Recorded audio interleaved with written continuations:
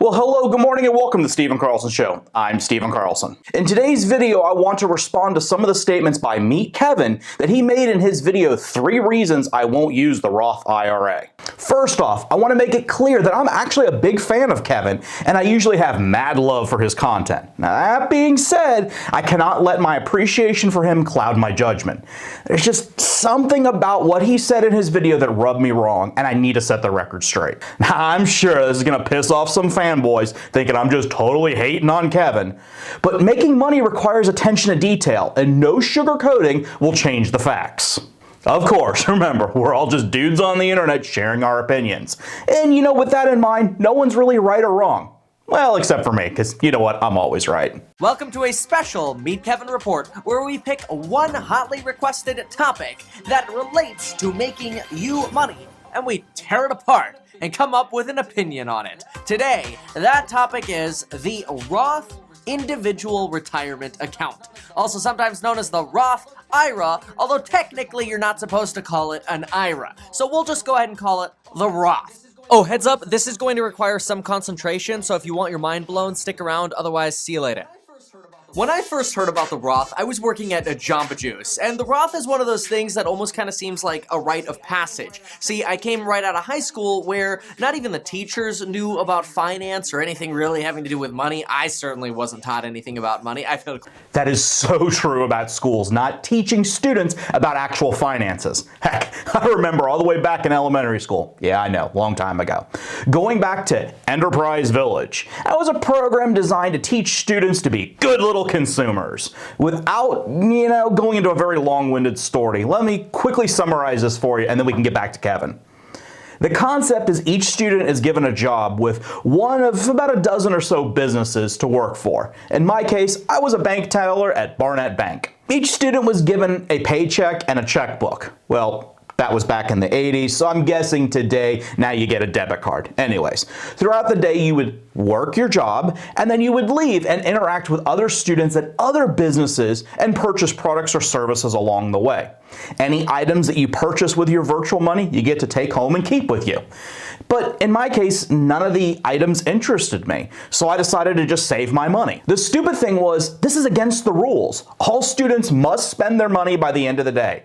And for this stupid reason, I was given a low grade for the assignment for not spending my money. This is hardly a good way to teach students to be financially responsible. It only teaches you to spend all of your money, and when you run out of money, charge it on that credit card, instead of saving and investing for your future. Okay, enough of me complaining. Let's get back to Kevin. Anyway, here's how the story about the Roth usually evolves. Somebody starts talking about, hey, you're 25 years old today. You could invest your money for the next 35 years in a Roth and be a tax-free millionaire. Just invest $6,000 per year into like an S&P 500 index fund and let it sit there. Check out my video starting at age 16. It's even better than 25. You, by the time you are 60, will have over $1.1 million of tax-free money. The catch is you have to pay taxes on your money first, then you invest it into this and it grows tax-free, so you never have to pay taxes on it again. But I'm about to share with you 3 reasons why I don't invest in the Roth Individual Retirement Account,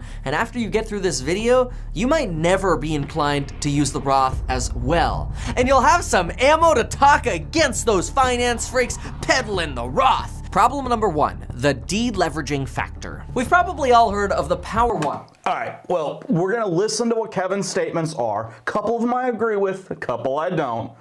But I'll give my comments kind of a little bit during the video, and at the very end, I'll give my summary.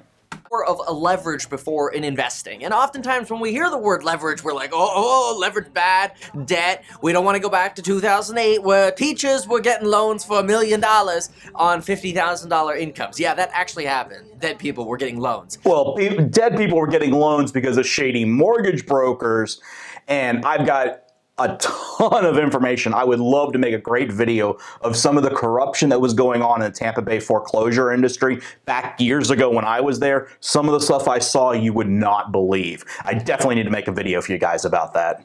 What happened in '08 was insanity. But the Roth actually robs you of some very important powers when it comes to investing. Let's say every single year for the next 10 years, you wanted to invest $7,500 towards your retirement. Over 10 years, that'd be $75,000 that you'd want to put towards your retirement, which is great.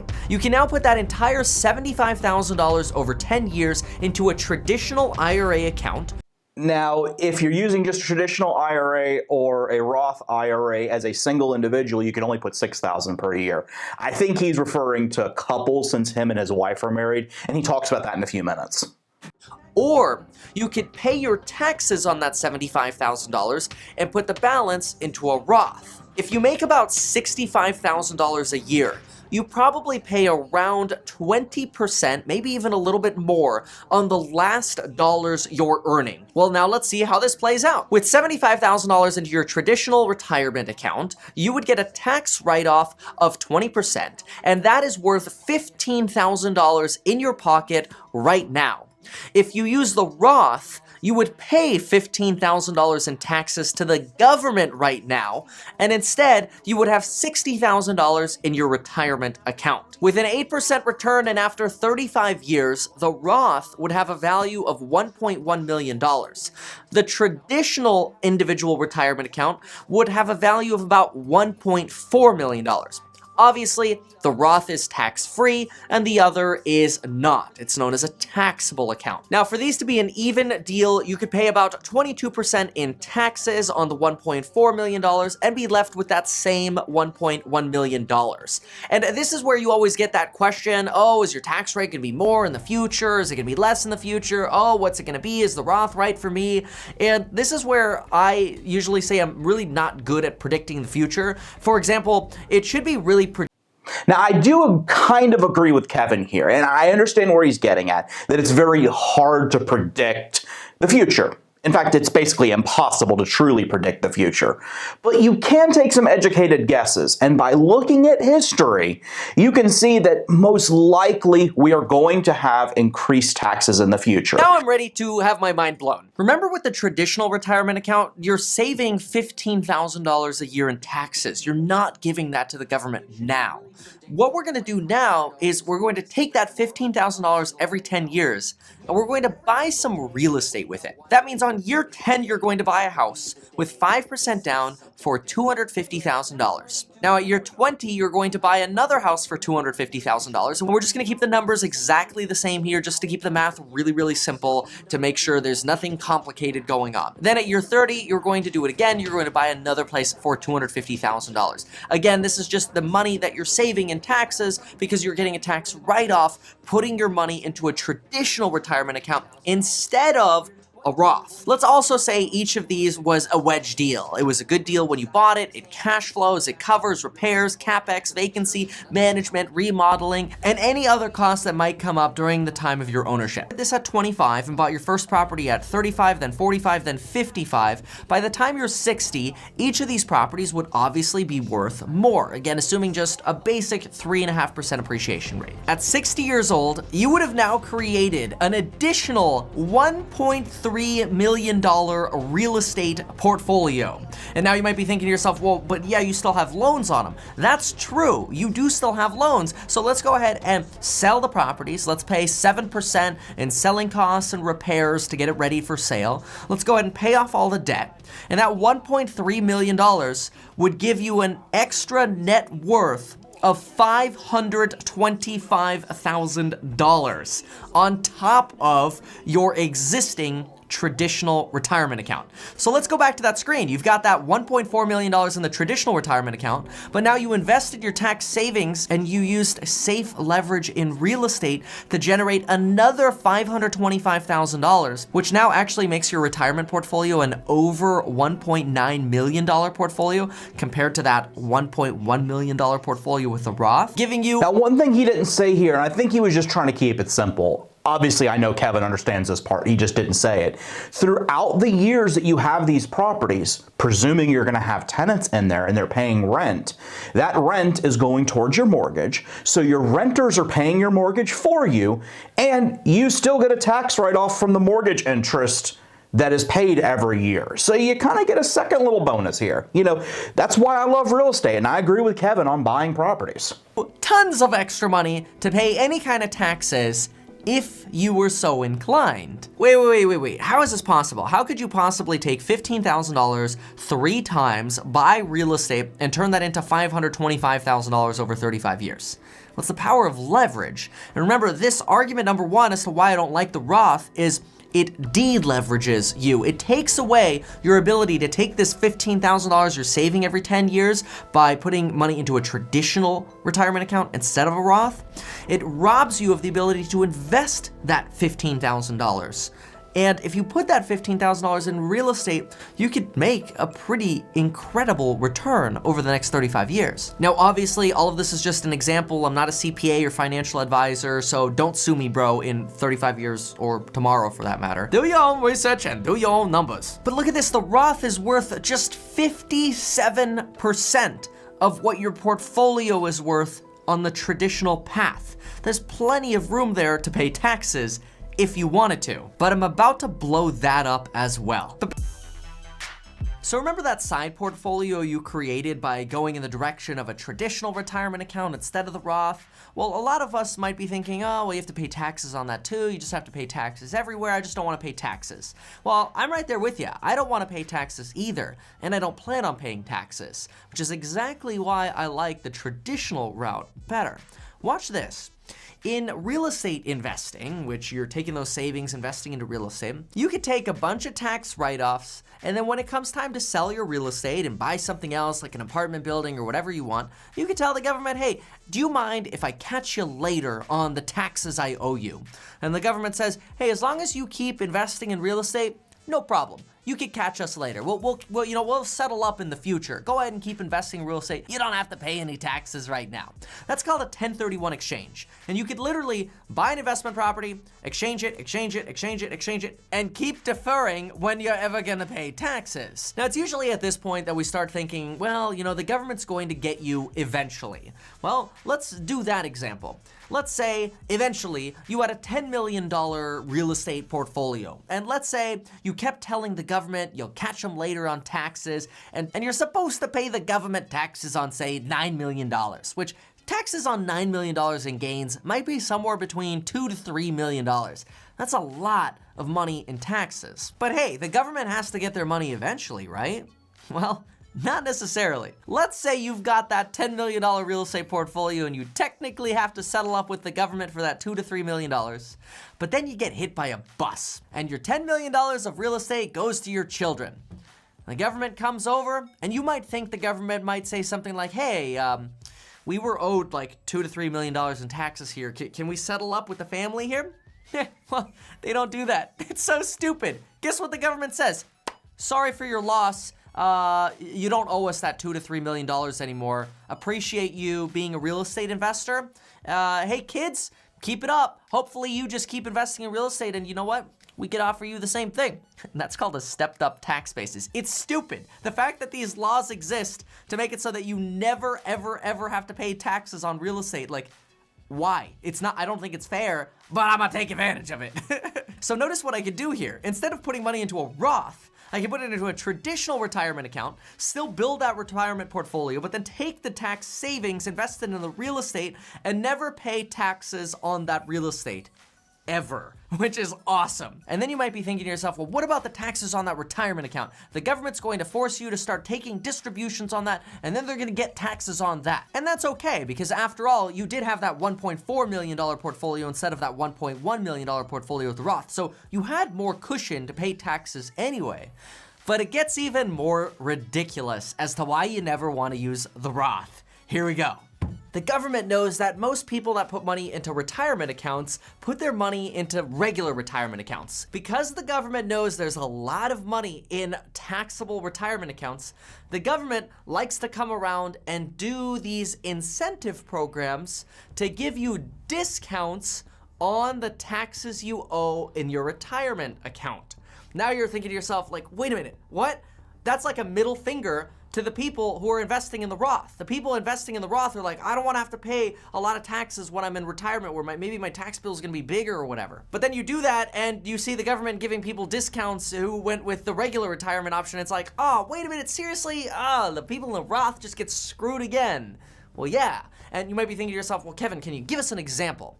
Yeah.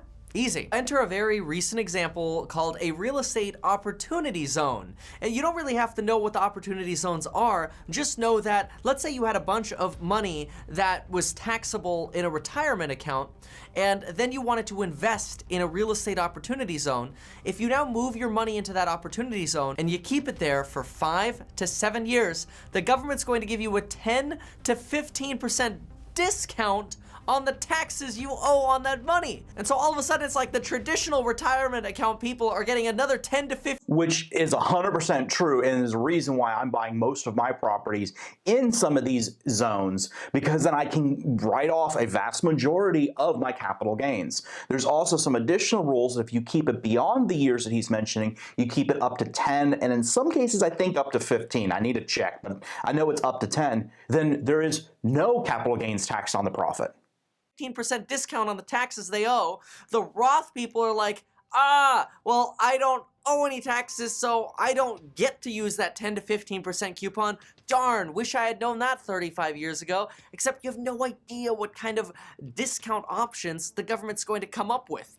All you should think is, the government knows there's a lot of money in retirement accounts and a lot of people looking for ways to minimize their taxes from their retirement accounts, which creates the opportunity for the government to come in and give coupons if you do what they want you to do. Exactly. You don't know. You're hoping that they're going to have some amazing option 10, 15, 20, 30 years down the road, but you don't know. So I don't think that it's necessarily wise to bank on the hope that there'll be some amazing deal at that time. The top federal tax rates have been on a decline since their highs in the 1960s, with a few blips of up and down over the years. They have averaged about the same now for 30 years. After the Great Depression, we saw almost a 40% uptick in the top federal tax rates, from 24% in 1929 to 63% during the Great Depression, and that steadily increased to 94% by 1944. Now, in 2020, due to the illness that shall remain nameless so that YouTube algorithm doesn't screw with my video again, we are seeing historically high unemployment and the most substantial financial impact to small, medium, and large businesses since the Great Depression. As we all know, this has spurred the U.S. Congress, U.S. Department of Treasury, and the Trump administration to pass unprecedented stimulus and financial rescue packages to help the people, businesses, to weather the storm. Overall, I agree with the stimulus and I feel that it was necessary. However, on the downside is the ever-expanding national debt. This debt, in and of itself, is not the primary concern that I have here. In fact, Kevin gave a pretty good video about that. I'll link to it.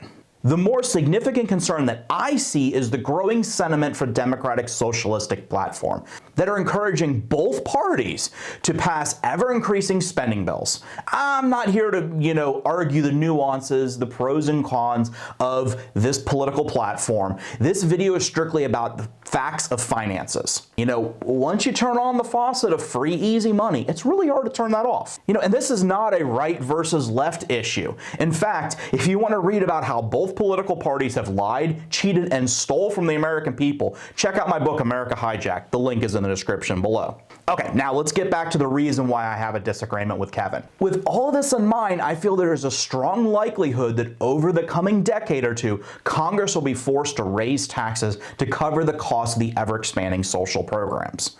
With Kevin's idea of a 1031 exchange for real estate, yes, currently this works and it is an excellent way to legally mitigate your taxes. However, there's no guarantee this will remain the same for decades to come.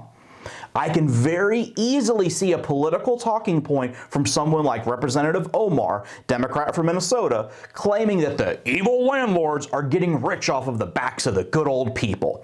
and the 1031 loophole needs to be removed. You know, in the very near term, I do see a lowering of payroll taxes coming out of the Trump administration's second term. Yes, I'm pretty confident he's going to be reelected. However, in the long term, 10 to 20 years or more, you can reasonably deduce that payroll and income taxes will either stay the same as they have historically, or they're going to go up and higher as they did just after the Great Depression. And they will not be lower, and you will quickly lose the benefits that Kevin has outlined. Congress can easily change the rules at any time by saying, after today, new real estate purchases cannot use a 1031 exchange, and new IRA accounts cannot be tax-free, or new investments in opportunity zones no longer qualify. Yes, this would suck, but from a legal perspective, and of course, remember, just a dude on the internet, not a lawyer, it seems pretty reasonable that this would be the route they would go. Whereas with the Roth IRA, it would be almost impossible for a law to get passed to retroactively change the tax laws to force you to pay taxes on money in your Roth IRA. It would be far easier to say no new transactions can take place tax-free. But it'd be nearly impossible for Congress to go back and say, hey, yo, you, senior citizens, you know, remember that money you put in the Roth IRA for like the past 40 years we've been telling you is tax-free? JK, now pay up. That would never work. Such a deal would be contested legally in the courts, and just as importantly, would be complete political suicide for any party. So with all of this in mind, what am I doing to protect my finances? Honestly, I'm doing everything. I'm buying real estate, holding and renting these properties, investing in the stock market, and investing in my tech startups.